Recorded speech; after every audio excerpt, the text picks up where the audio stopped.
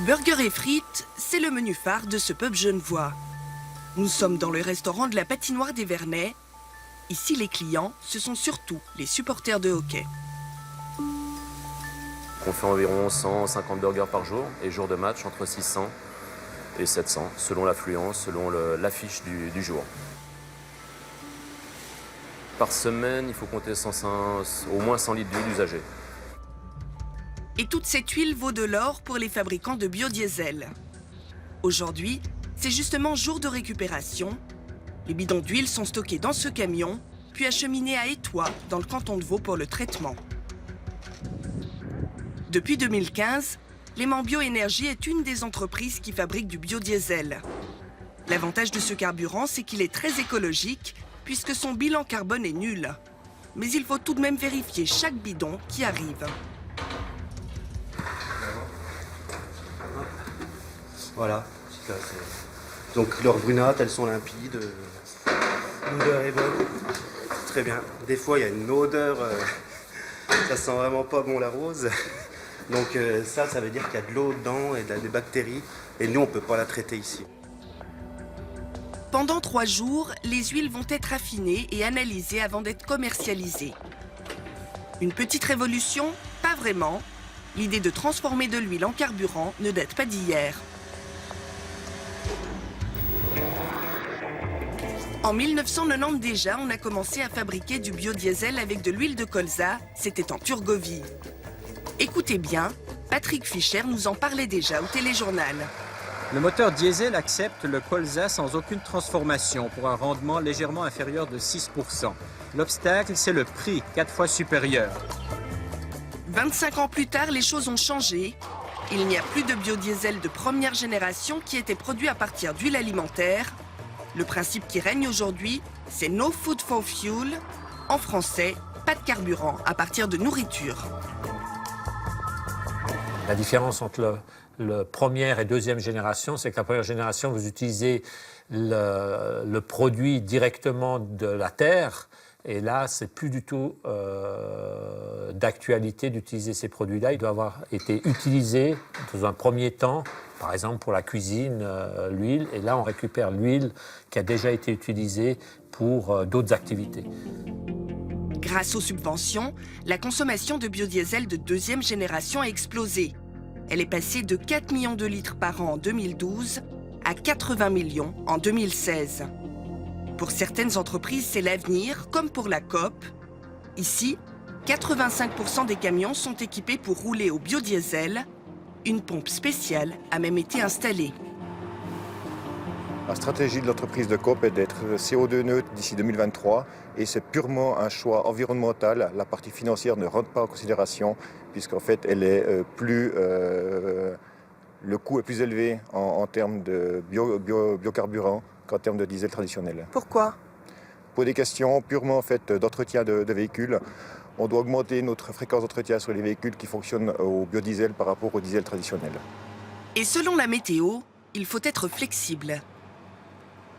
Bon, typiquement, le biodiesel, on doit se méfier lors de grands froids. On ne se permettrait pas de rouler jusqu'à Volène avec nos véhicules avec 100% de biodiesel au mois de décembre, au mois de janvier. On ferait un mélange plutôt de 50-50 pour éviter que le biodiesel se fige dans nos réservoirs. Outre les entreprises, les pétroliers s'intéressent également à ce biocarburant. Vous ne le saviez peut-être pas, mais il y a de l'huile de friture dans la plupart des pompes à diesel. Nous avons rendez-vous à 30 km de Bâle avec Ulrich Frey, le directeur de l'association Biofuel Suisse. Alors ici, on a une pompe d'un de nos membres. Agrola, c'est un des premiers qui a commencé avec le mélange du biodiesel dans le diesel. On trouve jusqu'à 7% du bio dans le diesel ici. Une tendance qui s'explique par le prix du biodiesel. Actuellement, le coût de production est d'environ 1,75 franc. Mais depuis 2013, il bénéficie d'allègement fiscal. Il faut donc soustraire 75 centimes. Au total, le carburant revient à 1 franc le litre. En comparaison, le coût du diesel traditionnel est de 50 centimes, mais avec les taxes, le litre avoisine les 1,25 franc. Les pétroliers jubilent. c'est la possibilité de pouvoir gagner quelque chose. On reçoit le centime climatique, on a un prix plus favorable. Ça, c'est les premiers motifs. Ensuite, il y a encore une question d'image. Avec un produit bio, on améliore quand même le bilan des émissions CO2. Étonnamment, la production suisse reste faible en comparaison à la consommation totale.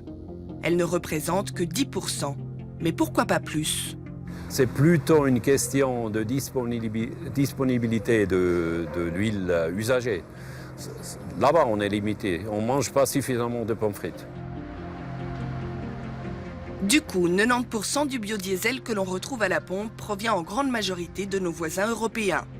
Il est acheminé par la route ou le rail, mais avec tous ces transports, on peut se demander si c'est encore écologique. Pour bénéficier d'une exonération fiscale, les importateurs de pétrole, de biocarburants, doivent prouver qu'ils réduisent les émissions de gaz à effet de serre en important du biodiesel. Ils doivent remettre une démonstration à cet effet et ils y prouvent dans ce cadre aussi que les émissions de gaz à effet de serre sont réduites même en important des biocarburants. Aucune conséquence donc? Un point de vue qui n'est pas partagé par tout le monde. On a fait un calcul qu'au-delà d'un rond de 400 km, le gain CO2 n'est plus aussi évident par rapport au diesel. Donc on doit rester dans une économie de proximité qui tourne autour d'un rayon de 400 km. Malgré tous ces avantages, il reste encore pas mal d'inconnus sur ce nouveau marché. En Suisse, l'avenir du biodiesel n'est pas garanti.